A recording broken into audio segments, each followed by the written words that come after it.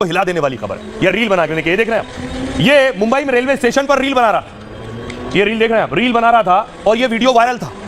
Police ने भी देखा कि ये कौन शख्स है जिसका वीडियो वायरल है।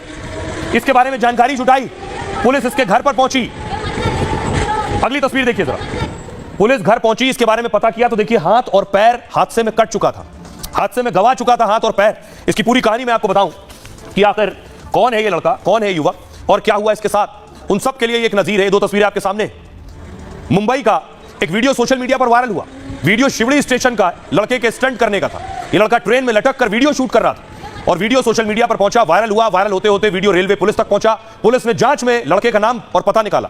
स्टंट करने वाले लड़के की पहचान फरहत के रूप में हुई। जानकारी मिली फरहत वडाला के एंटोप हिल में रहता है। जांच के बाद रेलवे पुलिस लड़के के घर कार्रवाई करने पहुंची, लेकिन वहां जाकर पता चला कि स्टंट में लड़के के हाथ पैर कट गए। मस्जिद रेलवे स्टेशन पर स्टंट के दौरान एक हाथ एक पांव गवा दिया। फिलहाल अब लड़के का एक और वीडियो वायरल हो रहा है। वीडियो में वो बता रहा है कि कैसे उसने हाथ पैर गवा दिए, सुनिए जरा। बनाया गया था वो मार्च के महीने में मेरे द्वारा स्टंट करने बनाया गया था। बाद अप्रैल के महीने में मेरे साथ दुर्घटना होने के कारण मेरा एक हाथ और एक पैर नहीं रहा। वो मार्च के महीने में मेरे द्वारा स्टंट करने बनाया गया था। बाद अप्रैल के महीने में मेरे साथ दुर्घटना होने के कारण मेरा एक हाथ और एक पैर नहीं रहा। एक और तस्वीर इसी तरह की वायरल है। ये देख रहे हैं, ये भी स्टंट कर रहे थे, लोकल में सवार थे और उसके बाद देखिए गिरा है नीचे। ये शख्स देख रहे हैं, लाल घेरे में आपको नजर आ रहा है और टकराया है अचानक और नीचे आकर गिर गया है। ये भी हिला देने वाली तस्वीर है।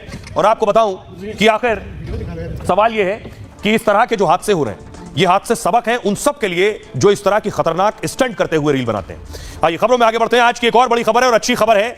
मनु भाकर ने इतिहास रच दिया है। मनु भाकर ने शूटिंग में ब्रॉन्ज मेडल जीता है। मनु के बारे में आपको बताऊं किस तरह से मनु ने इतिहास रचा है। देखिए जरा, पूरे देश को फख्र करने का मौका दिया है ओलंपिक्स में।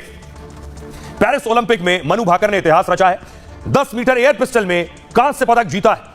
महिला एयर पिस्टल के फाइनल में 221.7 पॉइंट से मेडल जीता है। ओलंपिक में शूटिंग में मेडल जीतने वाली पहली भारतीय महिला है। शूटिंग में ओलंपिक में भारत को 12 साल बाद मेडल मिला है और अभिनव बिंद्रा ने 2008 में शूटिंग में गोल्ड जीता था। 2021 के टोक्यो ओलंपिक में मनु की पिस्टल खराब हो गई, पूरे मन भारी हो गया और 20 मिनट तक निशाना नहीं लगा पाई उस वक्त मनु, जिसके बाद मनु फाइनल की रेस से बाहर हो गई थी और तब मनु बहुत निराश थी और चाहती थी खेल छोड़ दूंगी, अब नहीं खेलूंगी।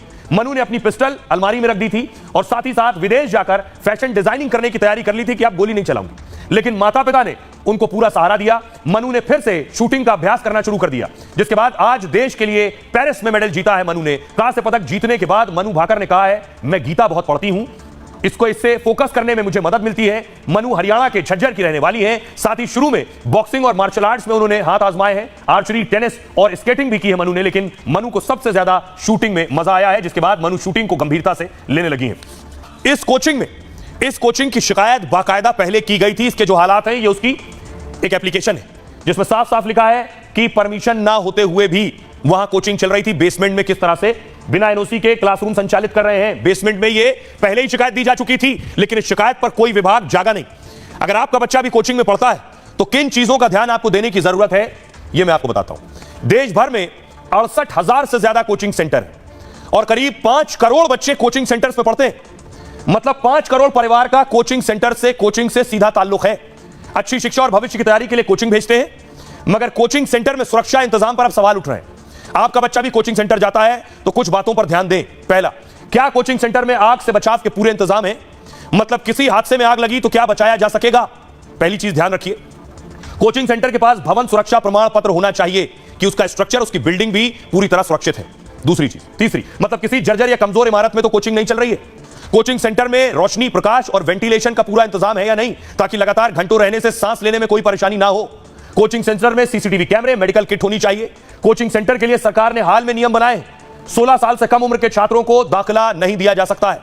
कोचिंग सेंटर के साथ बच्चों के माता पिता को भी यह ध्यान देना होगा, तभी नियमों का पालन होगा और कोचिंग सेंटर बच्चे महफूज रह पाएंगे इन सेंटर्स में। आइए अब आपको सुनवाता हूं छात्र क्या कह रहे हैं, उनकी क्या शिकायतें हैं, क्योंकि आज इस घटना के बाद उनका गुस्सा, उनके अंदर जो सवाल है वो भी सामने आए। सुनिए। पापा के खेत बेचकर यहाँ पढ़ने के लिए इनको पैसे मोटा रकम दे और ये सुरक्षा के नाम पर कुछ न दे। रील बनाएंगे कि कुछ नहीं मिलेगा, तजुर्बा मिलेगा। अरे तजुर्बा नहीं, तुम मौत दे रहे हो, मर्डर की हो, ये मर्डर है। जवाबदेही सुनिश्चित नहीं कर रहा, ना यहाँ की मेयर, ना यहाँ के मुख्यमंत्री, किसी के तरफ से कोई भी कुछ भी नहीं बोला। लड़के मरे, कट के मरे, कोई फर्क नहीं पड़ता, पर किसी सिस्टम की लापरवाही की वजह से कोई नहीं मरना चाहिए। पानी बह रहा हुआ पटेल नगर में, परसों एक बच्चे का मौत हो गई पटेल नगर में। हाँ, क्या कर रही जिम्मेदारी है, एमसीडी जिम्मेदार है। एमसीडी में आप देखोगे तो 15 डिपार्टमेंट्स हैं, सारे के सारे करप्ट हैं। मैं खुल के बोल रहा हूँ, सारे के सारे करप्ट हैं। क्या बेसमेंट में कोचिंग चलाने के एनओसी इशू होते हैं? क्या ऐसी कोई फेक सर्टिफिकेट बनने के यहाँ बनने शुरू हो गए हैं? और यहाँ पे ऐसे नेक्सस हो रहे हैं कोचिंग इंस्टीट्यूट्स फंडिंग के माध्यम से, कोचिंग माफियाज के माध्यम से। तो ये बहुत ही एक रॉन्ग इंसिडेंट है। और ये लैंडलॉर्ड सबका इतना स्ट्रॉन्ग नेक्सस बना हुआ है कि राउस कोचिंग का नाम आगे ना दे। We want justice. यहाँ पार्टी जो इसको कंट्रोल करती है, कितनी देर में हमारे पास आएंगे हमसे बात करने? हमको 24 घंटा हो गया, कोई हमारे पास नहीं आया। कोई हम आवार है क्या है? हम लोग कोई जवाब देगा इसका? जो हुआ है कोई बात तो करे हमसे। किसी ने बात नहीं की, पुलिस वाले खड़े बस। हम लोग का मजाक बनाया जा रहा है। कल रात से वो कहते हैं कि ट्यूसडे को मीटिंग फिक्स करते हैं। क्या बच्चों की जान की कीमत नहीं है? जब बच्चों पे बात आई है तो मीटिंग तुरंत फिक्स। छात्रों को सुन लिया। इस सब के बाद अब सियासत भी जागी है, सियासतदान भी मौके पर पहुंचे हैं और अब जिम्मेदारी सियासत के लिहाज से तय हो रही। खुद बांसुरी स्वराज पहुंची, सांसद हैं, और बीजेपी के दिल्ली अध्यक्ष पहुंचे। अगली तस्वीर देखिए, स्वाति मालीवाल पहुंची, उन्होंने प्रदर्शन किया वहां पहुंचकर। ये तस्वीर आप देख रहे हैं छात्रों के साथ। एक और तस्वीर दिखाऊंगा, अगली तस्वीर देखिए, कांग्रेस के नेता पहुंचे तो गो बैक के नारे लगने लगे। देख रहे हैं कांग्रेस के नेता देवेंद्र यादव पहुंचे। इस घटना के बाद देखिए अब कौन क्या कह रहा है। प्रियंका वाड्रा ने ट्वीट किया, लिखा ये लापरवाही और बदइंतजामी की पराकाष्ठा है। जो बच्चे सपने पूरे करने आते हैं उनकी जिंदगी छिन रही है। इस अपराध की जवाबदेही तय होनी चाहिए। लेकिन प्रियंका वाड्रा दिल्ली में साथ मिलकर चुनाव लड़ी केजरीवाल की पार्टी के साथ। यहां निगम में भी केजरीवाल की पार्टी है और सरकार में भी, लेकिन उस पर कोई सवाल नहीं उठाए। बांसुरी स्वराज ने कहा बच्चों की मौत के लिए आम आदमी पार्टी की सरकार जिम्मेदार है। एमसीडी दिल्ली जल बोर्ड नालों की सफाई केजरीवाल के अधीन है। त्रासदी पूरी तरह से टाली जा सकती थी। स्वाति मालीवाल कह रही है दिल्ली में यह आपदा नहीं बल्कि हत्या है। मंत्री, मेयर और पार्षद पर भी जिम्मेदारी तय हो। शैली ओबराय जो मेयर है वो कह रही है सुनिश्चित करना होगा कि दिल्ली में ऐसी घटना ना हो। दिल्ली में अवैध बेसमेंट में चल रही कोचिंग को तुरंत बंद किया जाए। मामले की जांच होगी और दोषी अधिकारियों पर कार्रवाई होगी।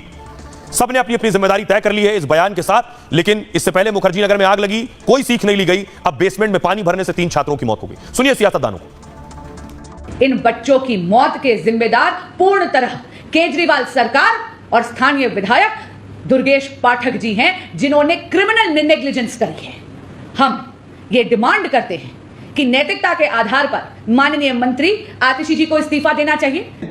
इलीगली लाइब्रेरी और क्लासरूम चलाई जा रही थी, ये बहुत बड़ा खतरा था। पर क्योंकि एमसीडी में बहुत बड़ा भ्रष्टाचार हो रहा है, इस पर कोई कार्रवाई नहीं की जा रही है। वहां के एमएलए दुर्गेश पाठक, वहां के एमसीडी के लोग, वहां पे मेयर आतिशी जो मंत्री है और अरविंद केजरीवाल, इनकी जिम्मेदारी तो आज स्पष्ट है। एमसीडी के मेयर, दिल्ली सरकार के मंत्री जो रोज एसी में बैठ के प्रेस कॉन्फ्रेंस करते हैं, आज यहाँ क्यों नहीं है? इन बच्चों की जवाबदेही कौन, इनको जवाब कौन देगा? ये हादसा नहीं हत्या है। देश के युवा दिल्ली में आते हैं अपना भविष्य बनाने, लेकिन भ्रष्टाचार की भेंट चढ़ने।